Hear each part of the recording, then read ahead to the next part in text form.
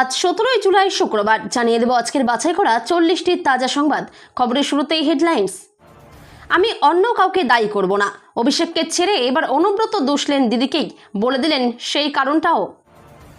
যাওয়ার হলে 21-এর আগেই চলে যান, কোয়েলের ইস্তফার পরেই মমতার ডেডলাইন, নতুন করে দল গড়ার চ্যালেঞ্জ। কেন সুখেন্দু সুস্মিতাদের সঙ্গে পদত্যাগ করেননি কোয়েল, বিজেপির অঙ্ক বোঝালেন তৃণমূলের কল্যাণ। রাজ্য সরকারি কর্মীদের দীর্ঘদিনের দাবি পূরণ, জারি হয়ে গেল 7ম বেতন কমিশন সংক্রান্ত বিজ্ঞপ্তি। হুমায়ুন কবির এবং অভিষেক ব্যানার্জিকে এখন বাঁচিয়ে রাখা হবে, একই দাবি করলেন অধীর। হঠাৎ কাদের দিকে আঙুল তুললেন? অবৈধ পাথর ব্যবসার টাকা যেত অভিষেকের ক্যামাক স্ট্রিটের অফিসে, নকল রসিদ আর কোটি কোটি টাকা তোলাবাজি। অনুব্রতর বিস্ফোরক মন্তব্যে তোলপাড় রাজ্য। ওটিটিতে অবাধ যৌনতা, নগ্নতা দেখার দিন শেষ। ওয়েব সিরিজের লাগামহীন স্বাধীনতা বন্ধ করতে কি উদ্যোগ কেন্দ্রের? আসামের রাজনীতিতে বড় তোলপাড়, হিমন্ত সরকারের সিদ্ধান্তে পরিস্থিতি উত্তপ্ত হয়ে উঠেছে। পুরীর রথযাত্রায় পদপিষ্টের মতো পরিস্থিতি, হাসপাতালে আহতের সংখ্যা বেড়ে 200, পূর্ণার্থীর মর্মান্তিক মৃত্যু। কথা শোনেননি প্রভু, অহংকার সয় না, ফল পেলেন মমতা, মন্তব্য জগন্নাথ ধামের মুখ্য পাণিগ্রাহীর। আমাকে শেষ করতে চেয়েছিল, রাজু বন্দ্যোপাধ্যায়ের নাম নিয়ে বিস্ফোরক মদন মিত্র, কামারহাটিতে চরম উত্তেজনা। সতর্কবার্তা, ফের নিম্নচাপের জেরে রাজ্য জুড়ে ভারী বৃষ্টির পূর্বাভাস। টাকা ঢুকছে, সবাই পাবেন, অন্নপূর্ণা ভান্ডারের অগস্ট মাসের কিস্তি নিয়ে বিরাট ঘোষণা মুখ্যমন্ত্রীর। 21শে জুলাই এবার 4 মঞ্চে, ভাঙনের রাজনীতিতে শহীদ দিবস টুকরো, নতুন সমাবেশের ইঙ্গিত এনসিপিআইয়ের।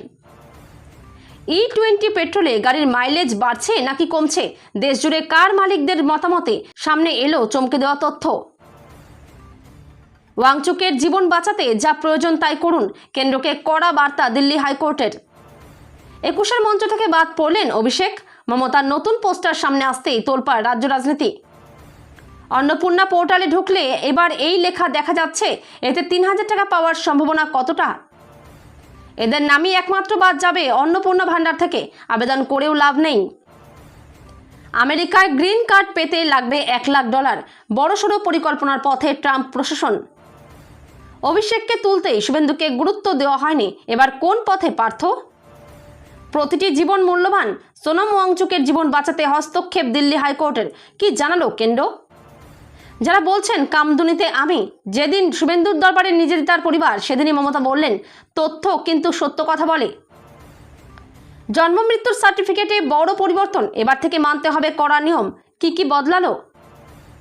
লেবার পাওয়া যাচ্ছে না, বীজপুরে মাংসের দোকানের বাইরে পোস্টার সাটিয়ে দিচ্ছেন বিধায়কের অনুগামীরা, তাতে স্পষ্ট নির্দেশ।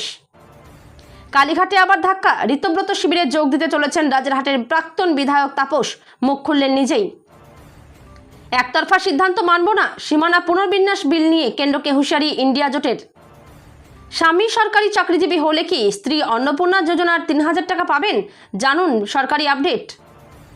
বারুইপুর নাবালিকার ধর্ষণ খুনে নিবেদিতার বাবাকে রাজ্য সরকারের চাকরির নিয়োগপত্র, পাশে দাঁড়ালেন মুখ্যমন্ত্রী।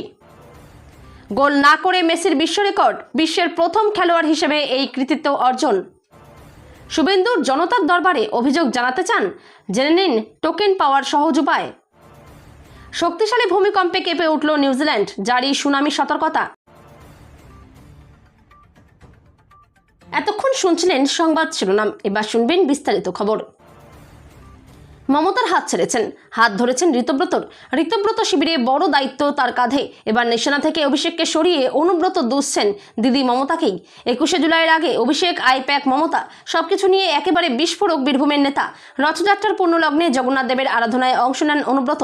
বীরভূম জেলা তৃণমূল সভাপতি অনুব্রত মণ্ডলের কথায় এদিন স্পষ্টভাবে ধরা পড়ল মমতা ব্যানার্জির প্রতি তার দীর্ঘদিনের ক্ষোভ ও অভিমান।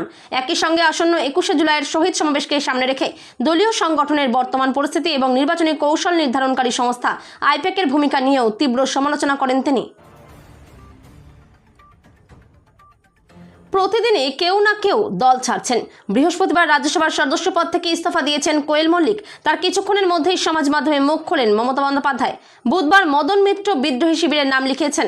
বৃহস্পতিবার রাজ্যসভার সদস্য পদ ছেড়ে বিজেপি নেতা ভূপেন্দ্র যাদবের সঙ্গে বৈঠক করলেন কোয়েল মল্লিক। দল ছাড়ার ঘোষণা করেছেন প্রাক্তন মন্ত্রী মনীশ গুপ্ত। তার কিছুক্ষণের মধ্যেই এলো মমতা বন্দ্যোপাধ্যায়ের বার্তা। বললেন, ইডি, সিবিআই বা বিজেপি বিভিন্ন রকম চাপের মুখে যাদের যাওয়ার আছে তাদের অনুরোধ করছি 21শে জুলাইয়ের আগে চলে যান, লোটা কম্বল নিয়ে চলে যান। তার কথাতেই ইঙ্গিত, তৃণমূল পালিত শহীদ দিবসের দিন থেকেই নতুন করে দল গড়তে উদ্যোগী হচ্ছেন তিনি। রাজ্যসভার সাংসদ কোয়েল মল্লিকের ইস্তফা এবং তার বিজেপিতে যোগদানের জল্পনা ঘিরে কেন্দ্রের শাসক দলকে তীব্র আক্রমণ করলেন তৃণমূল কংগ্রেসের সাংসদ কল্যাণ বন্দ্যোপাধ্যায়। তার অভিযোগ, লোকসভা ও রাজ্যসভায় নিজেদের সংখ্যা বাড়ানোর জন্য পরিকল্পিতভাবে বিরোধী দলের সাংসদদের ভাঙাচ্ছে বিজেপি। শুধু তাই নয়, কোয়েলের ইস্তফাও সেই বৃহত্তর রাজনৈতিক কৌশলেরই অংশ বলে দাবি করেছেন তিনি।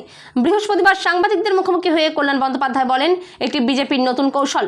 লোকসভা এবং রাজ্যসভায় যে কোনো উপায়ে নিজেদের শক্তি বাড়ানোই তাদের লক্ষ্য। আগে 3 জন রাজ্যসভার সাংসদ একসঙ্গে ইস্তফা দিয়েছিলেন, কিন্তু কোয়েল মল্লিক তখন ইস্তফা দেননি। যদি 4 জন একসঙ্গে পদত্যাগ করতেন তাহলে 4টি আসনে নির্বাচন একসঙ্গেই হতো এবং বিজেপি সেই নির্বাচনে সুবিধা করতে পারত না। রথের আবহে রাজ্য সরকারি কর্মীদের জন্য সুখবর। তাদের দীর্ঘদিনের দাবি, আশা প্রত্যাশা পূরণে বড় পদক্ষেপ নিল রাজ্য সরকার। বুধবার সন্ধ্যায় 7ম বেতন কমিশন সংক্রান্ত গুরুত্বপূর্ণ বিজ্ঞপ্তি জারি করেছে অর্থ দপ্তর। বিষয়টিকে প্রাথমিক পদক্ষেপ বলে মনে করছে কিছু সরকারি কর্মচারী সংগঠন। 7ম বেতন কমিশন নিয়ে বড় আপডেট। জানা গিয়েছে, জল সম্পদ অনুসন্ধান ও উন্নয়ন দপ্তর একটি বিজ্ঞপ্তি জারি করেছে। সেখানে পরবর্তী বেতন কমিশন গঠনের কাজ শুরু হয়ে যাওয়ার স্পষ্ট ইঙ্গিত দেওয়া হয়েছে। রাজ্যের অর্থ দপ্তরের পর্যবেক্ষণের উপর ভিত্তি করে জারি করা বিজ্ঞপ্তিতে বলা হয়েছে, সংশ্লিষ্ট প্রশাসনিক দপ্তরকে তাদের বেতন ভাতা বিষয়ক সকল প্রস্তাব নতুন বেতন কমিশনের কাছে পেশ করার জন্য তৈরি থাকতে হবে। মুর্শিদাবাদের হুমায়ুন কবিরের প্রস্তাবিত বাবরি মসজিদ কোনো দিন হবে না, অথচ এই বিষয়টিকে আগামী লোকসভা নির্বাচন অর্থাৎ 2029 সাল পর্যন্ত বাঁচিয়ে রাখা হবে। বৃহস্পতিবার বহরমপুরে সাংবাদিকদের মুখোমুখি হয়ে এমনই দাবি করলেন প্রাক্তন প্রদেশ কংগ্রেস সভাপতি তথা বহরমপুর লোকসভা কেন্দ্রের প্রাক্তন সাংসদ অধীর চৌধুরী। আজ সাংবাদিকদের মুখোমুখি হয়ে অধীর চৌধুরী দাবি করেন, হুমায়ুন কবির এবং অভিষেক ব্যানার্জি এই দুজনেরই কিছু হবে না, অথচ দুজনকেই জিওল মাছের মতো বাঁচিয়ে রাখা হবে। প্রাক্তন কংগ্রেস সাংসদ বলেন, রাজ্যে তৃণমূলের জমানায় বিভিন্ন রাজনৈতিক নেতা নিজেদের দল ছেড়ে তৃণমূলে যোগদান করে বলতো উন্নয়নের স্বার্থে তারা তৃণমূলে যোগদান করছেন। এখন তৃণমূল ছেড়ে বিদ্রোহী শিবিরে যারা যোগদান করছে তারা অভিষেক ব্যানার্জিকে বলির পাঠা করছেন, অথচ অভিষেক ব্যানার্জির কিছু হবে না, তাকে বাঁচিয়ে রাখা হবে, তবেই না তাকে গালিগালাজ করা যাবে। নিয়োগ দুর্নীতি থেকে গরু পাচার মামলা। রাজ্য রাজনীতিতে একাধিক দুর্নীতির তদন্তের মাঝে এবার নতুন করে শোরগোল ফেললেন বীরভূমের তৃণমূল কংগ্রেসের প্রাক্তন জেলা সভাপতি অনুব্রত মণ্ডল। বীরভূমের পাথর ব্যবসার কোটি কোটি টাকা আদায় এবং সেই টাকা আদতে কার কাছে যেত তা নিয়ে অনুব্রতর একটি সাম্প্রতিক বিস্ফোরক মন্তব্য রাজ্য রাজনীতিতে নতুন করে জল্পনা ও বিতর্ক উস্কে দিয়েছে। রাজনৈতিক মহলে এখন সবচেয়ে বড় প্রশ্ন, বীরভূমের অবৈধ পাথর ব্যবসার বখরা কি সত্যিই কলকাতার ক্যামাক স্ট্রিটে অভিষেক বন্দ্যোপাধ্যায়ের অফিসে পৌঁছতো? মুক্তির মাত্র কয়েকদিনের মাথায় ওটিটি প্ল্যাটফর্ম জি5 থেকে সরিয়ে নেওয়া হয়েছিল দিলজিৎ দোসাঞ্জ অভিনীত বহুল চর্চিত ছবি সতলুজ। আর সেই সতলুজ বা শতদ্রুর জল এবার গড়ালো অনেক দূর। ওটিটি প্ল্যাটফর্মের অবাধ স্বাধীনতায় লাগাম টানতে এবার চরম পদক্ষেপের কথা ভাবছে কেন্দ্রীয় সরকার। ছবি ও ওয়েব সিরিজ সরাসরি ওটিটিতে মুক্তির আগে এবার সিনেমা হলের মতোই সেন্সর বোর্ডের ছাড়প্রাপ্ত বাধ্যতামূলক করার বিষয়ে ভাবনাচিন্তা শুরু হয়েছে বলে মন্ত্রক সূত্রে খবর। ডিজিটাল দুনিয়ার এই সীমাহীন স্বাধীনতাকে নিয়মের বেড়াজালে বাঁধতে সরকার তথ্য প্রযুক্তি আইন ও সংশোধন করতে পারে বলে সূত্রের দাবি। আসামের রাজনীতির breaking news update. 16 July 2026 Himanta Biswa Sarma সরকারের উন্নয়ন কর্মসূচি নিয়ে রাজনীতি তীব্র হচ্ছে। আসামের মুখ্যমন্ত্রী হিমন্ত বিশ্ব শর্মা উন্নয়ন পরিকল্পনা নিয়ে বিরোধী দলকে নিশানা করেছেন। তিনি বলেছেন যে উন্নয়ন প্রকল্পের বিরোধী শক্তিগুলি রাজ্যের অগ্রগতিতে বাধা দিচ্ছে। সরকারি পরিকল্পনা ও নীতির উপর বিরোধীদের আক্রমণ। রাজ্যের জনকল্যাণমূলক প্রকল্পগুলো নিয়ে সরকার ও বিরোধী দলের মধ্যে রাজনৈতিক বিতর্ক চলছে। সরকার নির্বাচনের পর বেশ কয়েকটি প্রকল্প পুনরুজ্জীবিত করার প্রতিশ্রুতি দিয়েছে। শিক্ষকদের বিষয় রাজনৈতিক আলোচনার কেন্দ্রবিন্দুতে। আসামের প্রাথমিক বিদ্যালয়ের শিক্ষকরা পেনশন ব্যবস্থা এবং অমীমাংসিত দাবি নিয়ে সরকারের প্রতি অসন্তোষ প্রকাশ করেছেন। শিক্ষকদের আন্দোলনের হুমকি রাজ্যের রাজনীতিতে একটি নতুন ইস্যু তৈরি করেছে। রথযাত্রায় পুরীতে ফের পদপিষ্টের মতো পরিস্থিতি। ভক্তদের ভিড়ে গ্র্যান্ড রোডে তখন পা ফেলার জায়গা নেই। ঠিক সেই মুহূর্তে ঘটল দুর্ঘটনা। জগন্নাথ দেবের ভক্তদের হুড়োহুড়িতে পদপিষ্টের মতো পরিস্থিতি তৈরি হলো চোখের নিমেষে। প্রাথমিক তথ্য অনুযায়ী অতিরিক্ত ভিড় ও ধাক্কাধাক্কির জেরে বহু ভক্ত অসুস্থ হয়ে পড়েন। তাদের মধ্যে অন্তত 200 জন শ্বাসকষ্ট ও নানা শারীরিক সমস্যা নিয়ে এই মুহূর্তে হাসপাতালে ভর্তি। সূত্রের খবর, ইতিমধ্যেই এই ঘটনায় এক ভক্তের মৃত্যু হয়েছে। তবে এই প্রতিবেদন প্রকাশের সময় পর্যন্ত ওড়িশা প্রশাসন বা সংশ্লিষ্ট কর্তৃপক্ষের পক্ষ থেকে মৃত্যুর বিষয়ে কোনো তথ্য মেলেনি। মুখ্যমন্ত্রী থাকাকালীন নিয়ম অগ্রাহ্য করে দীঘায় জগন্নাথ মন্দির গড়েছেন মমতা বন্দ্যোপাধ্যায়। পাথরের মূর্তি করে তাতে ধাম লিখেছেন তিনি। কারো কথা শোনেননি তিনি, কিন্তু প্রভু কারো অহংকার সয় না, তার জন্যই আর তার সরকার থাকলো না। রাজ্যের পালাবদল নিয়ে বিস্ফোরক মন্তব্য করলেন পুরীর জগন্নাথ ধামের জগন্নাথ দেবের মুখ্য পাণিগ্রাহী জগন্নাথ দৈতাপতি। দীঘায় জগন্নাথ মন্দিরের নামের আগে ধাম লেখা নিয়ে প্রথম থেকেই আপত্তি জানিয়েছিল বিভিন্ন মহল, কিন্তু সকল তর্ক বিতর্ককে উড়িয়ে দিয়ে 2025 সালের অক্ষয় তৃতীয়ার দিন দীঘার জগন্নাথ মন্দিরের উদ্বোধন করেন মমতা বন্দ্যোপাধ্যায়। কিন্তু কারো কথা না শোনার উল্টো ফলই পেলেন মমতা। ক্ষমতা থেকেই চলে গেলেন তিনি। বাংলার রাজনীতিতে এবার সবচেয়ে বড় বোমাটি ফাটালেন কামারহাটির বিধায়ক মদন মিত্র। চির প্রতিদ্বন্দ্বী বিজেপি নেতা রাজু বন্দ্যোপাধ্যায়ের বিরুদ্ধে সরাসরি খুনের চেষ্টার মতো মারাত্মক ও বিস্ফোরক অভিযোগ এনেছেন তিনি। সাম্প্রতিক দলবদলের ঝড়ের মাঝেই মদন মিত্রের এই মন্তব্য রাজ্য রাজনীতিতে তুলকালাম ফেলে দিয়েছে। খবরটি চাউর হতেই কামারহাটি জুড়ে শুরু হয়েছে তীব্র রাজনৈতিক উত্তেজনা। সংবাদ মাধ্যমের ক্যামেরার সামনে ক্ষোভ উগড়ে দিয়ে মদন মিত্র দাবি করেন, তাকে রাজনৈতিকভাবে এবং শারীরিকভাবে সরিয়ে দেওয়ার জন্য রাজু বন্দ্যোপাধ্যায় খুনের ছক কষেছিলেন। এই মারাত্মক অভিযোগের পর স্বভাবতই চাপ বেড়েছে বিরোধী শিবিরে। বঙ্গোপসাগরে নতুন একটি নিম্নচাপ ঘনীভূত হওয়ায় রাজ্য জুড়ে দুর্যোগের আশঙ্কা তৈরি হয়েছে। আলিপুর আবহাওয়া দপ্তর জানিয়েছে, বর্তমানে এই নিম্নচাপটি উত্তর পশ্চিম বঙ্গোপসাগর এবং সংলগ্ন ওড়িশা ও পশ্চিমবঙ্গ উপকূলের উপর অবস্থান করছে। এর প্রভাবে বুধবার কলকাতা সহ পার্শ্ববর্তী জেলাগুলিতে ভারী থেকে অতি ভারী বৃষ্টির পূর্বাভাস দেওয়া হয়েছে। পরবর্তী 48 ঘন্টায় নিম্নচাপটি উত্তর ওড়িশা ও গাঙ্গেয় পশ্চিমবঙ্গের ওপর দিয়ে অগ্রসর হবে। আবহাওয়া দপ্তরের পূর্বাভাস অনুযায়ী এর জেরে দক্ষিণবঙ্গের পাশাপাশি উত্তরবঙ্গে বৃষ্টির পরিমাণ উল্লেখযোগ্যভাবে বৃদ্ধি পাওয়ার সম্ভাবনা রয়েছে। অন্নপূর্ণা যোজনা নিয়ে মহিলাদের মধ্যে উৎসাহের শেষ নেই।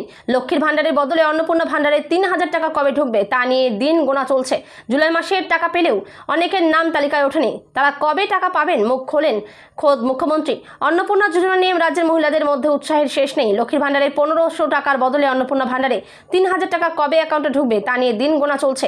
জুলাই মাসের টাকা পেয়ে গেলেও অনেকের নাম এখনও তালিকায় ওঠেনি। তারা কবে টাকা পাবেন এবার মুখ খুললেন খোদ মুখ্যমন্ত্রী শুভেন্দু অধিকারী।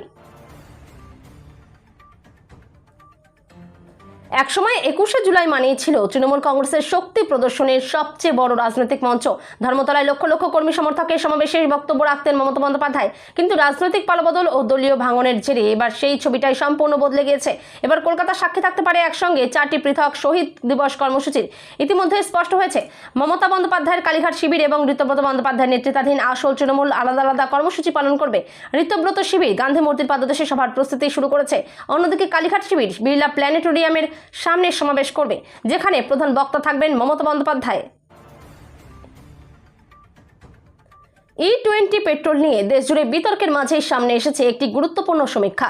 এথানল মিশ্রিত E20 জ্বালানি ব্যবহারের পর গাড়ির মাইলেজ ও পারফরম্যান্সে কি পরিবর্তন হয়েছে তা নিয়ে বিভিন্ন রাজ্যের গাড়ির মালিকদের মতামত সংগ্রহ করা হয়েছে। সমীক্ষায় অংশ নেওয়া বহু গাড়ি চালক জানিয়েছেন, E20 পেট্রোল ব্যবহারের পর তাদের গাড়ির মাইলেজ কিছুটা কমেছে। অনেকের দাবি, আগের তুলনায় একই দূরত্ব অতিক্রম করতে বেশি জ্বালানি খরচ হচ্ছে। পাশাপাশি কয়েকজন ব্যবহারকারী ইঞ্জিনের পারফরম্যান্স ও রক্ষণাবেক্ষণ ব্যয় নিয়েও উদ্বেগ প্রকাশ করেছেন। অন্যদিকে কিছু গাড়ির মালিকের অভিজ্ঞতা ভিন্ন। দিল্লির যন্তর মন্তরে অনির্দিষ্টকালের অনশনে রয়েছেন শিক্ষাবিদ ও পরিবেশকর্মী সোনম ওয়াংচুক। বৃহস্পতিবার সেই অনশনের 19তম দিনে তার শারীরিক অবস্থা নিয়ে উদ্বেগ প্রকাশ করল দিল্লি হাইকোর্ট। ওয়াংচুকের জীবন বাঁচাতে যা যা চিকিৎসা প্রয়োজন তা অবিলম্বে করতে হবে, কেন্দ্রকে স্পষ্ট নির্দেশ আদালতের। আদালত আরও জানায়, প্রতিদিন সরকারি চিকিৎসকদের দিয়ে ওয়াংচুকের স্বাস্থ্য পরীক্ষা করাতে হবে। রিপোর্ট অনুযায়ী প্রয়োজন হলে সঙ্গে সঙ্গে চিকিৎসাও শুরু করতে হবে। বুধবার আদালতে একটি আবেদন জমা পড়ে। সেখানে দাবি করা হয়, 59 বছরের ওয়াংচুক গত 19 দিনে প্রায় 8.5 কেজি ওজন হারিয়েছেন। দ্রুত চিকিৎসা না হলে আগামী 48 ঘন্টার মধ্যে পরিস্থিতি আশঙ্কাজনক হয়ে উঠতে পারে। এবার 21শে জুলাইয়ের শহীদ স্মরণ ঘিরে নজিরবিহীন পোস্টার যুদ্ধের সাক্ষী হতে চলেছে রাজ্যবাসী।